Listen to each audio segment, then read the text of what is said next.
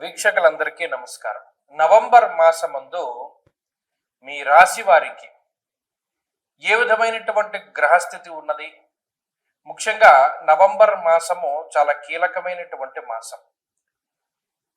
ఈ మాసమందు అనేక గ్రహాల తాలూకు స్థితిగతులు, ఉదాహరణకి అతిచారంలో ఉండేటువంటి గురువు తిరిగి వక్రగతిని ప్రారంభం చేయడం, చాలా కాలంగా వక్రగతిలో ఉన్నటువంటి శనేశ్వరుడు తన యొక్క వక్రగతిని పూర్తి చేసి మరలా రుజుమార్గంలో సంచరించడం, కుజుని యొక్క స్థితిగతులు, రవి యొక్క మార్పు, ఇలా అన్ని గ్రహాలు కూడా తమ యొక్క స్థానాలని కొంత ప్రభావితం చేస్తూ ఉన్నాయి. ఉదాహరణకి ఈ మాసంలో ఉండేటువంటి గ్రహస్థితిని గమనిస్తే 10వ తారీఖు దగ్గర నుండి బుధుని యొక్క వక్రగతి ప్రారంభమవుతుంది. అయితే ఈ మాసంలో బుధుడు వక్రించి ఉన్న రుజు మార్గంలో ఉన్న తులారాశిలోనే బుధుని యొక్క సంచారం ఉన్నది. అలాగే రాహుకేతువులు కుంభ సింహరాశులు ఎందే ఉన్నారు, గురువు కర్కాటక రాశి ఎందే ఉన్నారు, శనేశ్వరుడు మీనరాశి ఎందే ఉన్నారు. కాకపోతే శనేశ్వరుడు ఈ మాసంలో 28వ తారీఖు వరకు వక్రగతిలో ఉండి మాసం చివరిలో మాత్రం వక్రత్యాగం చేస్తారు, అంటే వక్రగతిని వదిలిపెట్టేస్తారు. ఇవి ఫిక్స్డ్ గా ఉండేటువంటి గ్రహాలు. వీటితో పాటుగా శుక్రకుజులు కూడా వృశ్చిక రాశి ఎందే ఉన్నారు. అంటే మీరు గమనించండి, గురుడు, రాహువు, కేతువు, శనేశ్వరుడు, కుజుడు, బుధుడు, అలాగే ఈ మాసమందు శుక్రుడు కూడా ఆల్మోస్ట్ స్థిరంగానే ఉన్నారు. మిగతా గ్రహాలు అంటే పర్టికులర్ గా రవి గ్రహం యొక్క స్థితిగతులను గనక మనం పరిశీలన చేస్తే 16వ తారీఖు వరకు తులారాశి యందు, 16వ తారీఖు తర్వాత వృశ్చిక రాశి యందు రవి యొక్క సంచారం అనేటువంటిది ఉంటుంది. కాబట్టి ఈ మార్పు ప్రభావితం చెందిస్తూ ఉంటుంది. గురుని యొక్క అతిచారము, శని యొక్క వక్రగతి ముగింపు, ఇవన్నీ కూడా తీవ్రమైనటువంటి ప్రభావాన్ని చూపించబోతూ ఉన్నాయి ఈ నవంబర్ మాసంలో. కాబట్టి ఇటువంటి గ్రహ సంచారాన్ని అనుసరించి మీ రాశి వారికి ఏ విధమైనటువంటి ఫలితాలు కలగబోతూ ఉన్నాయి అనేటువంటి విషయాన్ని చాలా క్లుప్తంగా ఈ వీడియోలో మనం తెలుసుకునేటువంటి ప్రయత్నం చేద్దాం. మకర రాశి వారికి నవంబర్ మాసము చాలా అద్భుతమైనటువంటి మాసంగా మనం చెప్పుకోవచ్చును. కారణం ఏమిటి అంటే ఈ రాశి వారికి గురు బలం ఉన్నది, రవి బలం ఉన్నది, బుధ బలం ఉన్నది, శుక్ర బలం ఉన్నది, కుజ బలం ఉన్నది, రాహు బలం ఉన్నది. అంటే దాదాపుగా ఈ 2025వ సంవత్సరంలో ఎప్పుడూ లేనటువంటి విధంగా 5 నుండి 6 గ్రహాలు ఒక నెలలో ఖచ్చితంగా యోగించేటువంటి పరిస్థితులు ఈ నవంబర్ నెలలోనే ఉన్నాయి. గత 3-4 మాసాలుగా మీరు వీడియోలు చూసే ఉంటారు. దాంట్లో నేను నిక్కచ్చిగా చెప్పేశాను, ఏమని బాగాలేదండి, గ్రహస్థితి బాగాలేదు, మాస ఫలితాన్ని బట్టి వార ఫలితాలు వస్తాయి, కాబట్టి వారంలో కూడా నేను బాగాలేదని చెప్పిన సందర్భాలు ఉన్నాయి. బాగాలేదంటే చాలా మంది పాపం ఎందుకు ఇప్పుడు చూసినా మకర రాశికి మీరు నెగిటివ్ చెప్తారు అనేటువంటి ధోరణిలో మాట్లాడినటువంటి వారు ఉన్నారు. కానీ ఏనాడు శాస్త్రాన్ని తప్పి మాట్లాడిన పరిస్థితులు లేవు. ఎందుకంటే అందులో ఉన్నట్టు మనం చెప్పేస్తే ఇందులో జాగ్రత్త పడేటువంటి వాళ్ళు జాగ్రత్త పడ్డారు. ఇప్పుడు నిజంగా మకర రాశి వారికి మంచి రోజులు వచ్చాయి. ఒక ఆయన నాకు ఫోన్ చేసి లేదా కొంతమంది మెసేజ్ల రూపంలో కూడా చెప్పారు, ఏమంటే మీరు పలానా వారంలో 18వ తారీఖు దాటిన తర్వాత గురుడు మారిన తర్వాత ఈ మకర రాశి వారికి మంచి జరుగుతుంది, మొట్టమొదటి మంచి అప్పటి నుండే జరుగుతుంది అని చెప్పారండి. నాకు పలానా ఉద్యోగం వచ్చింది, ఆ టైం నుండి నాకు బాగుందని చెప్పిన వాళ్ళు చాలా మంది ఉన్నారు. అలాగే ఈ మాసంలో 5 నుండి 6 గ్రహాలు యోగించడం అనేటువంటిది ఏమి మామూలు విషయం కాదు, చాలా అద్భుతమైనటువంటి విషయం. అందులో లాభస్థానమందు కుజుడు యోగించడం అనేటువంటిది ధైర్యం ఏకాదశగతే కుజే అన్నది శాస్త్రం. కుజుడు ఏకాదశమందు, రవి, బుధుడు, శుక్రుడు ఏకాదశ స్థానమందు స్థితిలై ఉండడం వల్ల ఆర్థిక పరిపుష్టి, ఆరోగ్య పరిపుష్టి, అలాగే సంపద అభివృద్ధి చెందుతూ ఉండడం, కుటుంబం అభివృద్ధి చెందుతూ ఉండడం, అలా అనేక రకాలైనటువంటి అభివృద్ధులు ఉన్నాయి. ఉద్యోగాభివృద్ధి, వ్యాపారాభివృద్ధి, ఇవన్నీ కూడా ఈ రోజు మరి ఈ గ్రహస్థితి వల్ల మకర రాశి వారికి రాబోతూ ఉన్నాయి. కాబట్టి ఈ నవంబర్ మాసము చాలా అద్భుతమైనటువంటి మాసము.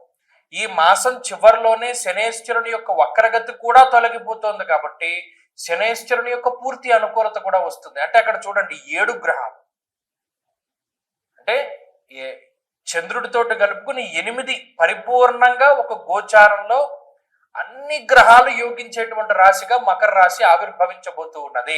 కాబట్టి మకర రాశిలో జన్మించినటువంటి ప్రతి ఒక్కరూ దీన్ని తెలుసుకోవాలి. ప్రతి ఒక్కరికి వీడియో పంపి వారిలో ధైర్యాన్ని, ఉత్సాహాన్ని పెంపొందించండి.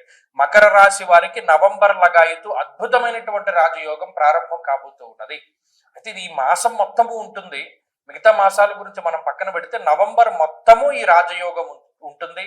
శనేశ్వరుని యొక్క వక్రగతి పూర్తయితే ఆయన యోగిస్తారు, చంద్రుడు మధ్యలో యోగిస్తున్నారు. ఒక్క కేతువు గ్రహం మినహాయించి మిగతా గ్రహాలు అన్ని అనుకూలించేటువంటి రాశి ఏకైక రాశి మకర రాశి. కాబట్టి ఈ విషయాన్ని దృష్టిలో పెట్టుకోండి. అన్నిటినీ కూడా మీరు ప్లాన్ చేసుకోవచ్చు. చక్కగా మీ జీవితాన్ని మీరు ఎలా మరల్చుకోవాలి అనుకుంటున్నారో ఆ రకంగా మరల్చుకోవచ్చు. గ్రహస్థితి పూర్తి స్థాయిలో అనుకూలిస్తూ ఉంటుంది. కాబట్టి నవంబర్ నెల మీది అద్భుతమైనటువంటి ఫలితాలు వస్తాయి. మరిన్ని అనుకూలమైన ఫలితాల కోసం గణపతి ఆరాధన చెయ్యండి. ఆ ఉన్న ఒక్క కేతువుని వదిలిపెట్టేయడం ఎందుకు? ఆ కేతు యొక్క అధిష్టాన దేవత గణపతిని ఆరాధన చేస్తే ఆయన కూడా అనుకూలిస్తారు. ఎప్పుడైతే గోచారంలో అన్ని గ్రహాలు బాగున్నాయో జాతకం బాగున్నా బాగా లేకపోయినా కొంతవరకు ముందుకెళ్తుంది. జాతకం కూడా బాగుంటే మహారాజ యోగ దశ నడుస్తుంది.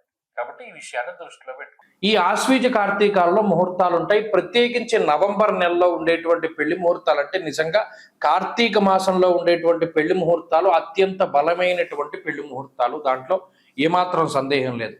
అయితే చాలా మంది నన్ను అంటే ఈ మధ్యకాలంలో నేను ఎక్కువ విన్నాను.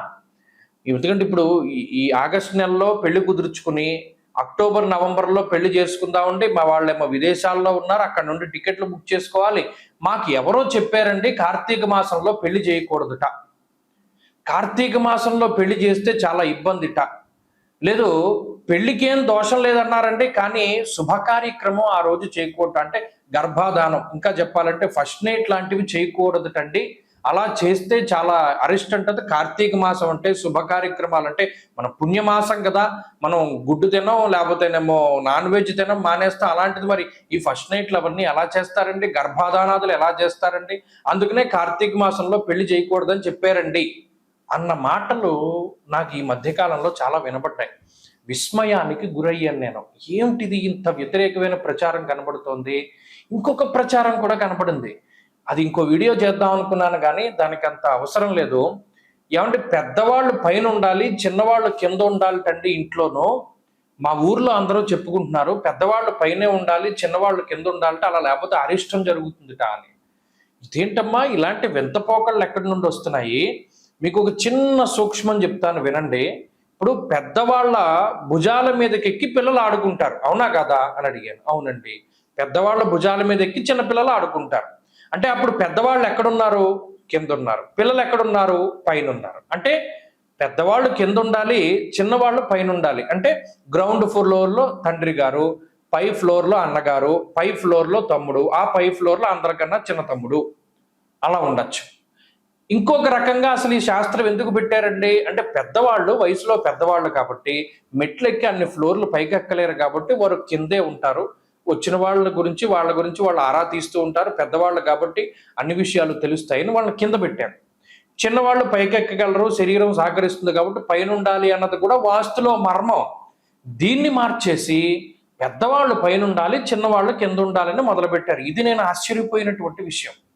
ఇంకొకటి, ఈ కార్తీక మాసంలో పెళ్లి చేయకూడదటండి, పెళ్లి చేసినా కూడా ఈ శుభకార్యం చేయకూడదటండి అని మొదలుపెట్టారు.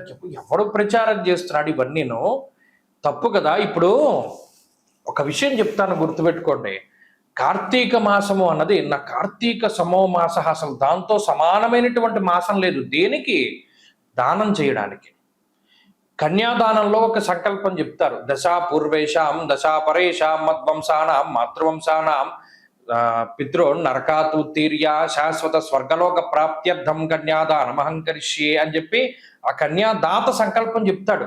అంటే ఏంటి? ఇటు దశాపూర్వేశాం దశాపరేషాం అంటే 10 తరాల ముందు 10 తరాల తర్వాత ఉన్నటువంటి వాళ్ళు ధరించిపోవడానికి ఈ కన్యాదానం చేస్తున్నాను నేను. సాలంకృత సహిరణ్యోదక కన్యాదానం అహంకరిష్యే, అలంకారం చేసి కన్యాం కనక సంపన్నాం కనకాభరణేర్యుతాం అంటే అంత కనకాభరణాలతో కూడా అలంకారం చేసి దానం చేస్తున్నాను అంటే ఎంత తరించిపోతారు. ఒక బంగారం దానం చేయడమే చాలా కష్టం ఈ రోజుల్లో. అలాంటిది అన్ని కాసుల బంగారము, అంతకన్నా విలువైనటువంటి అమ్మాయిని దానం చేస్తే కలియుగంలో, అందులోనూ కార్తీక మాసంలో ఈ 21 తరాల వాళ్ళు ఎంత తరించిపోతారు. ఈ విషయాన్ని మానేసి కన్యాదానం చేయకూడదు లేదా పెళ్లి చేయకూడదు అనేటువంటి ధోరణి రావడం అనేటువంటిది చాలా పొరపాటు. కాబట్టి అది తప్పు. పెద్దవాళ్ళు పైనుండాలి అన్నది తప్పు. ఈ రెండిటిని కూడా మార్చుకోండి. పెద్దవాళ్ళు కింద ఉండాలి, చిన్నవాళ్ళు పైన ఉండాలి. కన్యాదానం చేస్తే, కార్తీకంలో చేస్తే 21 తరాల వాళ్ళు తరించిపోతారు. కాబట్టి కార్తీక మాసంలో నిరభ్యంతరంగా వివాహాదులు చేసుకోవచ్చును. దానికి ధర్మపరమైనటువంటి కామానికి ఏ విధమైనటువంటి లోపము లేదు, ఏ విధమైనటువంటి దోషము ఉండదు. ఎందుకంటే సృష్టి కార్యం జరగాలి, అది ధర్మబద్ధంగా జరిగితే అసలు బ్రహ్మగారు ఉన్నదే అందుకు, సృష్టి చేయమనే మానవులను సృష్టించాడు.